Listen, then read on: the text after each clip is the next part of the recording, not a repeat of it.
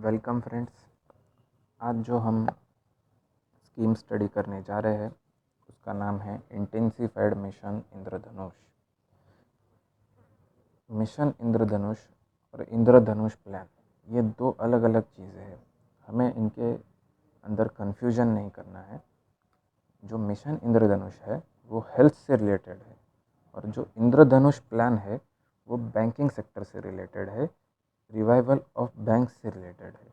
तो इंद्रधनुष प्लान अलग चीज़ है और मिशन इंद्रधनुष अलग चीज़ है। सबसे पहली चीज़ हमें याद रखनी है तो ये याद रखनी है, ठीक है।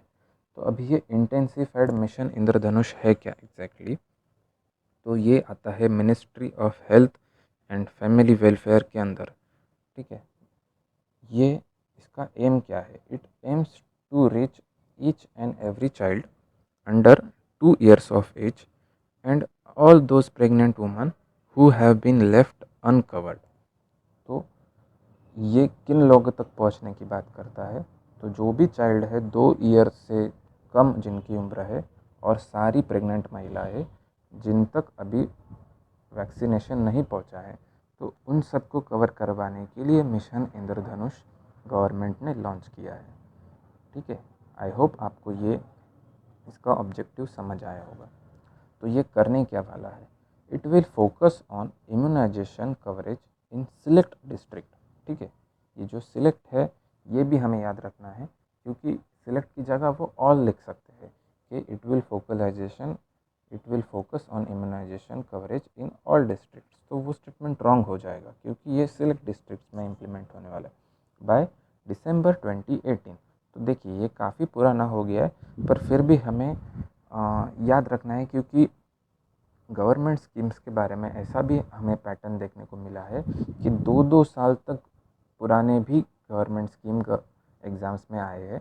तो हमें इसके लिए ये याद रखना है। नेक्स्ट पॉइंट क्या दिया है? Inter ministerial and inter departmental coordination. तो जो भी मिनिस्ट्रीज़ और डिपार्टमेंट का कोऑर्डिनेशन है वो भी इसमें होने वाला है। नेक्स्ट है it would be revived by cabinet secretary and monitored by Pragati. तो ये प्रगति करके एक प्लेटफॉर्म है गवर्नमेंट का, उसका फुल फॉर्म कुछ प्रोएक्टिव गवर्नेंस ऐसा कुछ है, आई डोंट रिमेंबर एग्जैक्टली।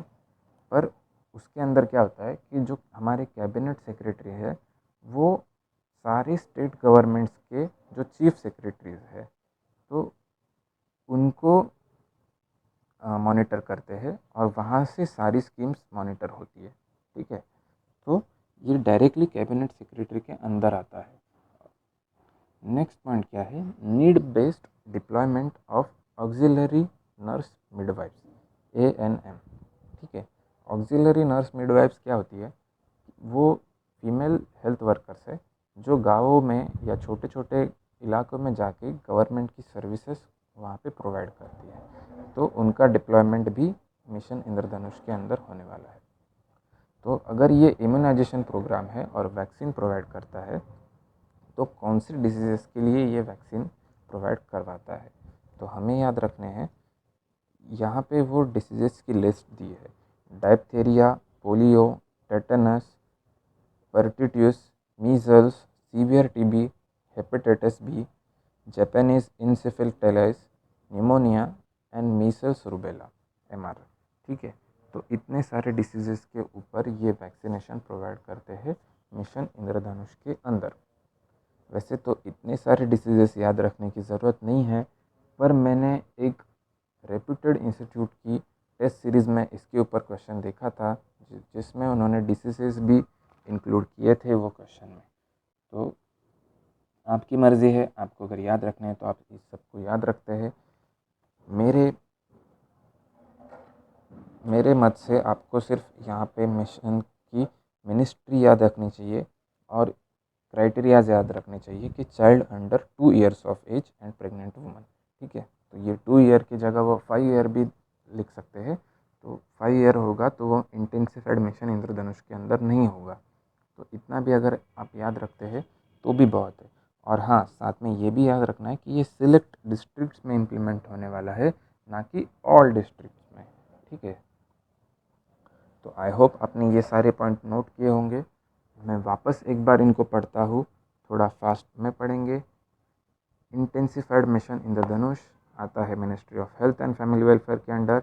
ये कवर करेगा every child below 2 years of age and pregnant woman in select districts, not all districts.